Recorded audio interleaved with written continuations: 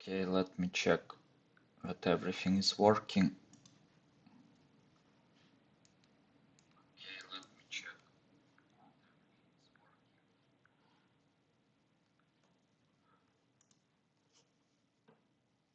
Okay, so far so good, probably.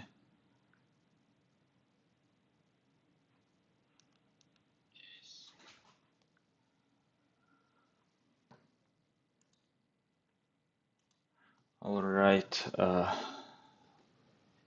let's start.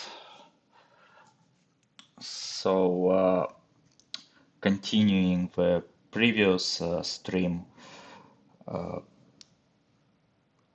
today I decided to add a fireball to our imported monster. It was one of topics that I mentioned before. So what was my basic idea? See, we actually have some fireball thing in our intro scene, so I thought, how can I reuse it? So if we will take a look at our intro scene,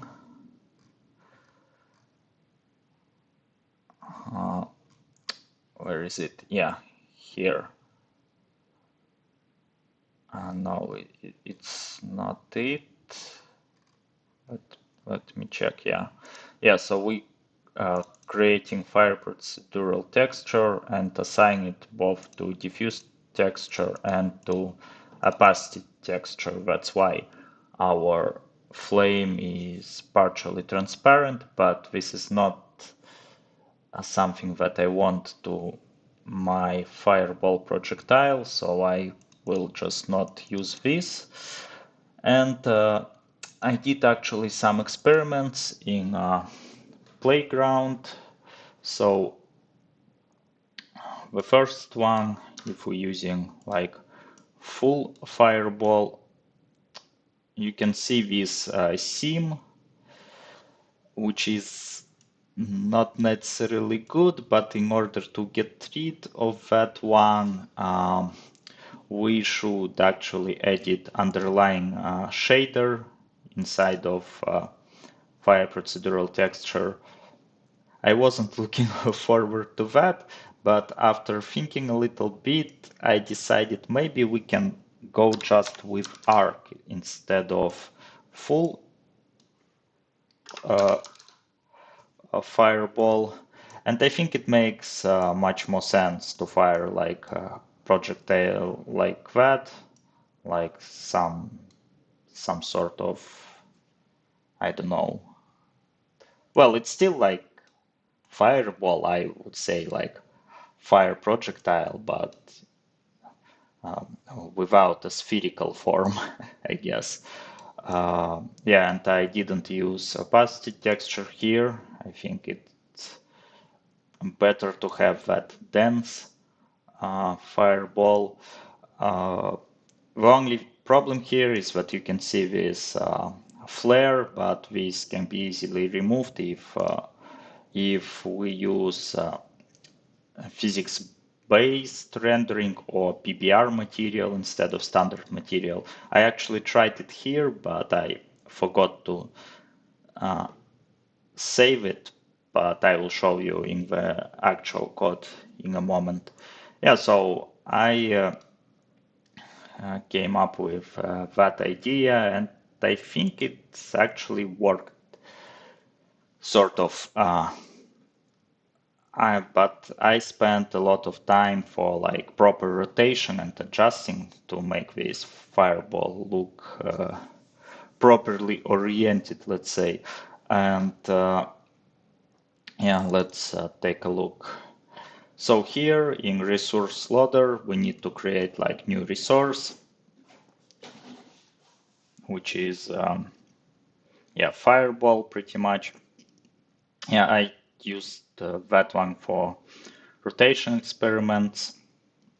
I actually don't need that anymore, but I will get rid of it later. Yeah, I adjust it size properly. And here, see, I'm using this PBR material, metallic roughness, and I set roughness as 1, which is like 100%, and that means that this material will not produce any reflections. Yeah, and this thing actually, backface scaling, it's also important. It ensures that our like mesh fragment will be painted from both sides, not only from one. So this property is important. And yeah, well, pretty much that's it. But now we need to integrate it in our workflow. So here, yeah, actually, I decided to not waste too much resources. We just generate this fireball once, and then we just cloning it for each particular monster. So every fireball looks like exactly the same with exactly the same pattern, but I think that's fine because they are flying fast. I'm not sure that somebody will be precisely looking at them, but we can save some resources if we generate it once, because procedural textures are quite expensive. Yeah, so, and here what I do, if I never generated fireball before I generate it the first time, and pass it as projectile to our cat demon object. And let's take a look here. So we passing fireball here, here, yeah, changing projectile type, and I set dispose time to 0 because I want this projectile to disappear on impact. I don't want it to ricochet from walls, etc. Well, this actually revealed some problem that I should know upfront. Yeah, actually, this kind of uh, this kind of fallbacks are not necessarily good because they prevent setting 0 here, because 0 is falsy and it automatically goes here to our default value. So if we pass 0, we still get default values here. We should use ternaries instead, and this should be, I guess,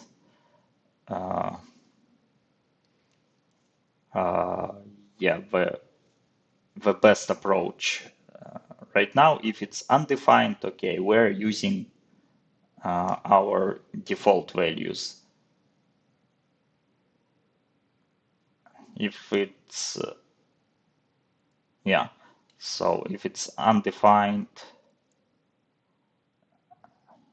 we're using here, yeah, default values, and here our basic values. So right now, if we pass 0, it will be defined, but just with 0, and this thing will be executed, so we can use zeros pretty much. And here actually the same. So here we're doing fall back to 0 anyway. We probably don't care that much here, but here I think it should be also a fix.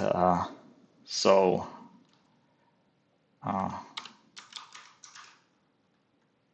I mean, I am well aware about this popular mistake. I have no idea what I was thinking about, why I allowed this here. So if it's not undefined, we use the value, otherwise we use our fallback, which is 20, and here is the same pretty much. I better not copy.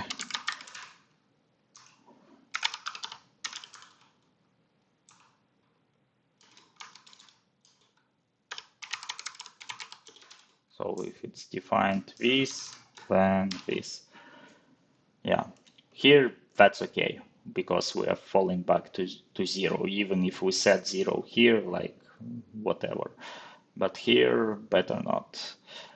So yeah, without being said, here is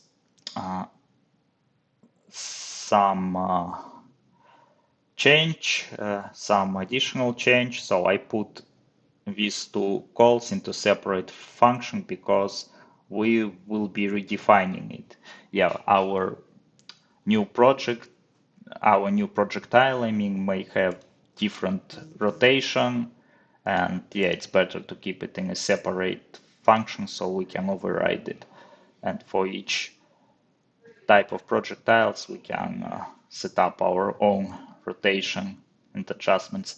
And here it's actually in continuation of dispose time bug. Yeah, it can be zero right now. And if it's zero, we still should like do things, right? So I just removed that condition and yeah. So we always marking our projectile as marked to dispose when it hits something. So on hit, our projectile will always be marked to dispose, no matter what we passed here, because here, if we passed zero, it will be zero, and we should mark to dispose. Obviously, if we didn't pass anything, here will be still default values that we're going to use. Yeah, that's it. And now let's take a look at Fireball itself. Well, this rotation function, I spent a lot of time to adjust it properly. So I rotated several times, and those values are from experiment pretty much. And here on projectile delete, we delete projectile on hit, and we draw with explosion on contact. However, I don't do any splash damage on explosion. That's why I didn't use our explosion manager.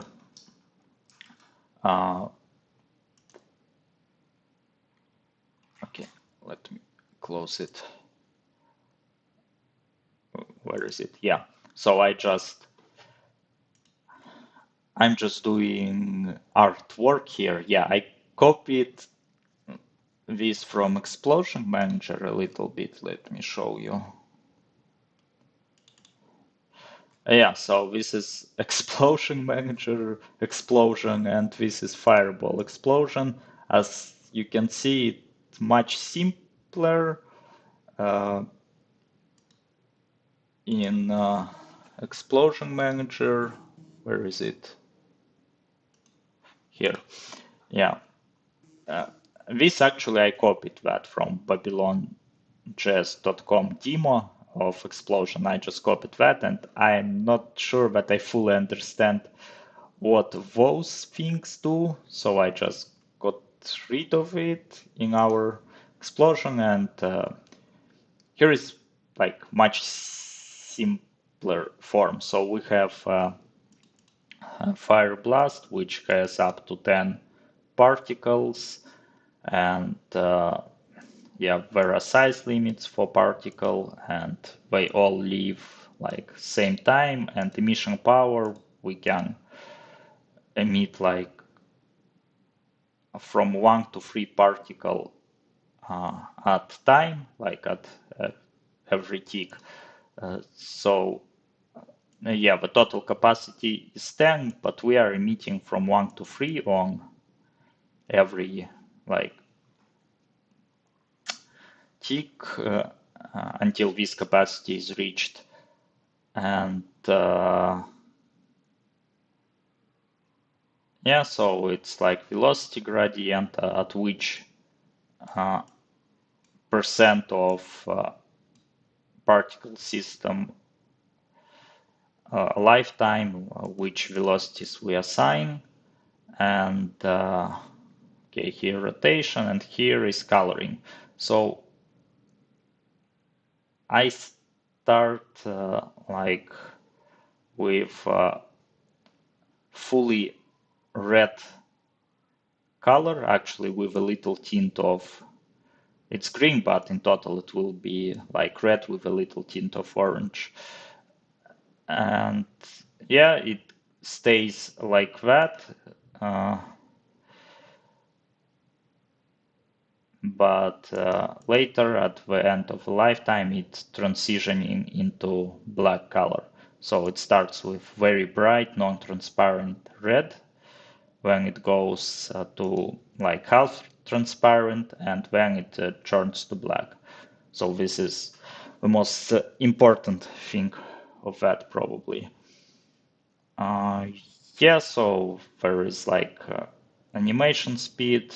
It's not actually connected to our game loop that we're using, but since it's just a cosmetical thing, it doesn't affect gameplay. I just left it to Babylon.js itself to figure it out because I don't really care here about consistency of animation in regard to our like gaming loop.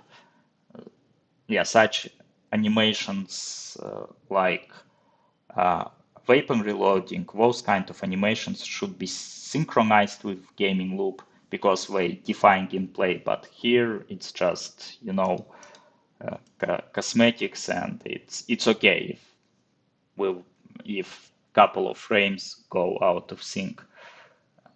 At least I don't need to add it into the loop. Yeah, that's pretty much it. Let's take a look how it works.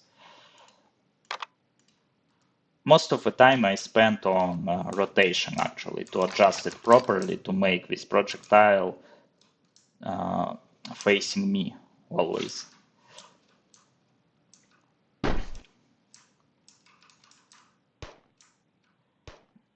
I didn't change sound yet, so it's still like shooting it. Yeah, you can see it leaves explosions which are harmless. If it hit me, it hit me, so it still hurts. Yeah, such kind of fireballs totally working, but as I said, I spent actually more than an hour on it. Yeah, I spent some time with these PBR material properties, and the most of the time I spent on rotation to align it properly to make it look centered and oriented towards target. And one more interesting thing that this projectile is still physical. It still flies according to ballistics because it's just, it's extension of basic projectile, but basic projectile is ballistic projectile. It loses altitude with the time. So this is true and for fireball as well. And it's totally physical, which means that we can actually hit that. And it's really hard to do because projectiles are fast, but if you're lucky enough, yeah, you can save yourself by hitting projectile. It can be dismantled.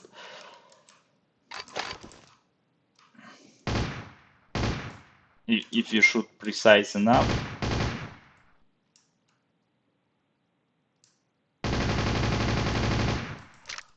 Yeah, but it's quite hard to do, so it's not something that will happen very often. But some, additional funny mechanic. Well, yeah, that's pretty much it about projectile. I guess it works as it is. The only thing that is missing for now is sound for that, because even here in Explosion Manager, as you can see, I add some sound and play it actually, and in order to do it here, we need to create those sounds, those audio files.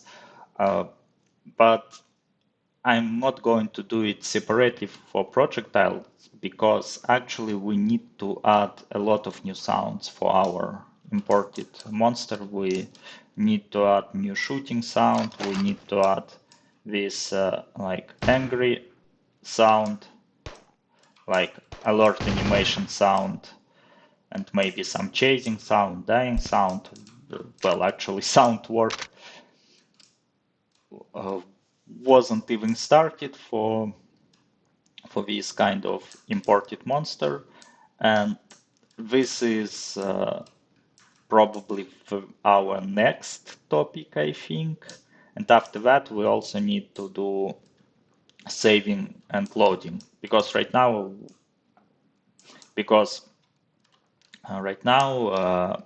I think saving crashes because yeah, it tries to save all those monsters, but because this one is not properly configured, I believe it will just crash on that one.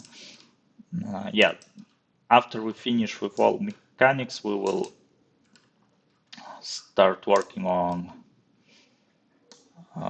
saving and loading pipelines for this monster. It actually has a lot of new variables because it has new animations and new states. It has more related variables that we need to carefully save and load.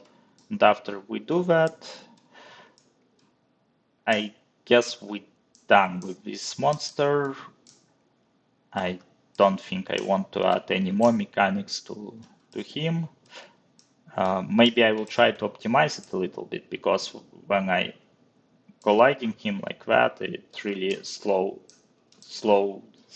down the FPS frames per second. It doesn't happen with our box debugging monsters, but it happens with this one, so probably it's because of amount of meshes.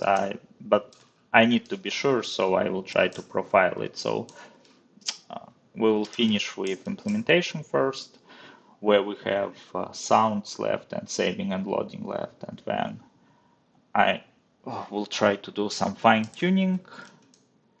And yeah, I guess we're done with that one. So let me review quickly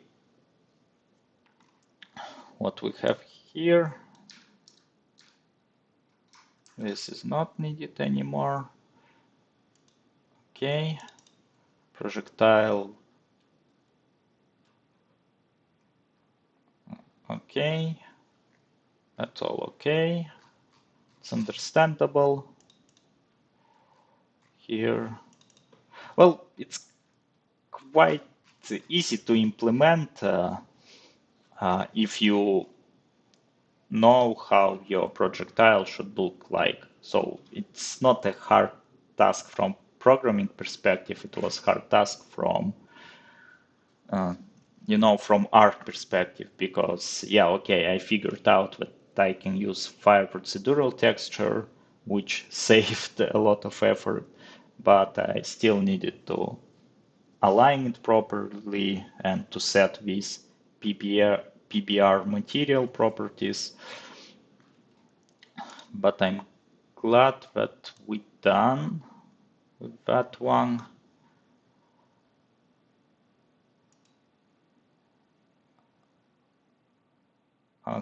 Okay, so let me save it.